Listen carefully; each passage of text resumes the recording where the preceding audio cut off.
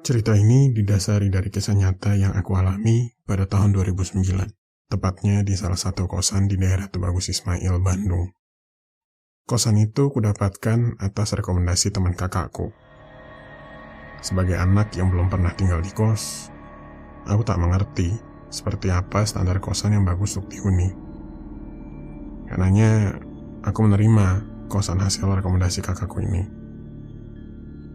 Kosan ini adalah rumah kosong milik seorang pengusaha Bandung. Dulu, beliau tinggal di rumah tersebut bersama keluarganya. Namun, semenjak sang istri pergi pada tahun 2008, beliau memilih untuk pindah dan tinggal di apartemen di daerah Cimbuluit. Kosan ini memiliki 9 kamar. 6 di belakang, di area yang baru dibangun. Kemudian 3 di depan, di area rumah yang dihuni keluarga tersebut. 1 di lantai 1 dan 2 di lantai 2. 2 teman kakakku mendapatkan kamar di area belakang, sementara aku mendapatkan kamar di area depan. Tepatnya kamar di lantai 2 mengarah ke balkon. Sebenarnya tidak ada yang berbeda, kecuali kamar mandi untuk area kamar depan itu adalah kamar mandi bersama. Kemudian karena kamarku adalah kamar yang paling depan, maka kamarku sendiri memiliki balkon yang terpisah dan bisa melihat keluar karena posisinya di lantai 2. Saat hari pertama aku pindah ke sana, ada 4 hal yang menarik perhatian aku. Yang pertama, di halaman depan rumah ini ada 1 pohon yang sangat rimbun dan besar. Dahannya cukup besar dan ada yang menjalar hingga mendekati balkonku. Yang kedua, rumah-rumah di sekeliling rumah ini memiliki anjing sebagai binatang peliharaan. Hanya rumah ini, kos-kosanku, yang tidak memiliki binatang peliharaan. Kemudian yang ketiga, di dalam rumah ini terdapat banyak patung, lukisan, dan topeng. Saat kutanya, ternyata ini adalah karya dari mendiang istri sang pemilik kosan. Seluruh karyanya diletakkan sepanjang anak tangga yang langsung mengarah ke depan kamarku. Kemudian yang terakhir, di area kamar depan sebenarnya hanya aku penghuninya. Kamar sebelahku yang terpisah oleh kamar mandi ada yang mengisi. Hanya karena dia adalah mahasiswa tingkat akhir, dia hanya pulang di siang hari untuk mandi dan ganti baju karena dia sedang sibuk mengerjakan tugas akhir di kampus. Lucunya, walaupun ini adalah kosan pria, kosan ini punya jam malam. Bahkan jam malam ini mengharuskan penghuni untuk mengosongkan area selain kamar setelah jam 11. Semua listrik akan dipadamkan kecuali untuk kamar dan kamar mandi. Penjaga kosan pun sudah akan tidur setelah jam 11 dan seringkali marah jika ada yang membangunkan untuk meminta dibukakan gerbang kosan. Semua hal tersebut jujur sangat mengganggu kehidupan berkosanku. Usiaku yang 17 tahun pun tidak membantuku untuk lebih mudah menerima kondisi itu. Hanya saja karena aku lebih sering menginap di kosan temanku untuk keperluan menugas, aku tak pernah mengeluh sekalipun. Hingga akhirnya malam itu terjadi. Malam duniaku berubah untuk selamanya. Tak lagi sama. Ini adalah ilustrasi dan dramatisasi dari apa yang terjadi pada malam itu.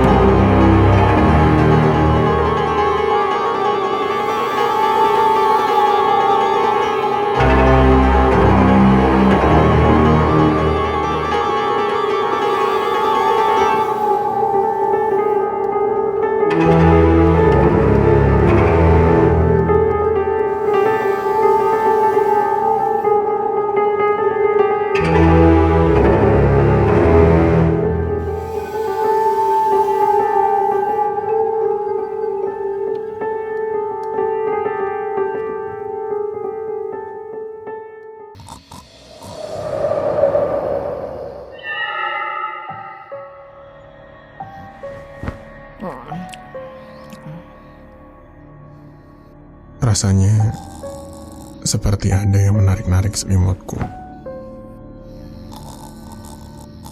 Ya,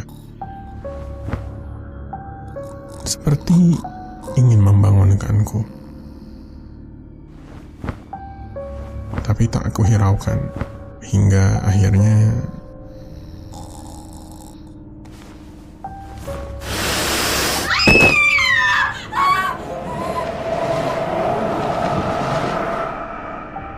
aku diseret jatuh, dan seperti ada yang menaiki tangga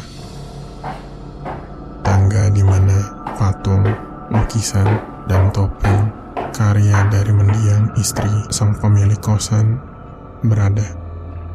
Segera aku mengunci pintu dan aku memasuki selimutku kembali. Kemudian tak terdengar apapun. Saking sunyinya, yang terdengar hanyalah detak jantungku sendiri. Aku meringkuk di balik selimut, berharap ini semua hanyalah mimpi.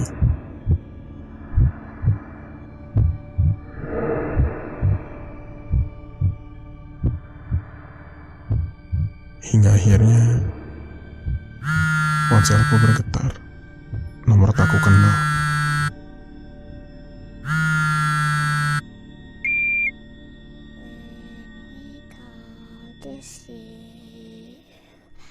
Seketika pintu kamarku ada yang mengetuk.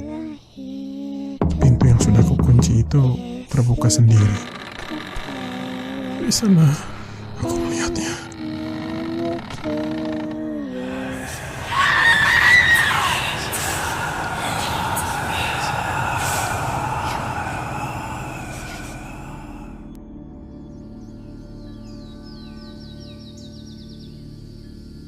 Seperti itulah malam yang kurasakan. Malam itu juga, aku langsung pergi ke tempat temanku untuk bersembunyi. Setelah malam itu, aku memutuskan untuk pindah dari kosan tersebut. 3 bulan pun berlalu. Aku bertemu dengan mantan teman kosanku yang menempati kamar di sebelahku. Saat aku bertemu dengan dia di kampus, dia menceritakan bahwa kamarnya pun memiliki kasus yang sama. Itulah alasan mengapa dia tak pernah tidur di kamarnya. Lebih memilih tinggal di kampus atau rumah temannya. Dari apa yang dia tahu dari sang penjaga kosan, sang pemilik kosan memang memelihara sesuatu untuk melancarkan usahanya. Dan area depan rumah adalah tempat sesuatu itu bernaung. Sesuatu yang tak teraba, tak terlihat, namun dapat dirasakan. Dia sering mendengar juga keluhan-keluhan yang sama dari penghuni-penghuni kamar itu sebelumnya. Apakah temanku ini benar atau tidak, aku tak tahu. Aku sendiri memilih untuk melanjutkan hidupku dan berharap kamar itu tak terisi siapapun lagi di masa depan. Rumor yang kudengar, rumah itu sekarang sudah dirobohkan dan dijadikan bagian dari kosan lain. Mungkin itu untuk yang terbaik. Aku tak tahu.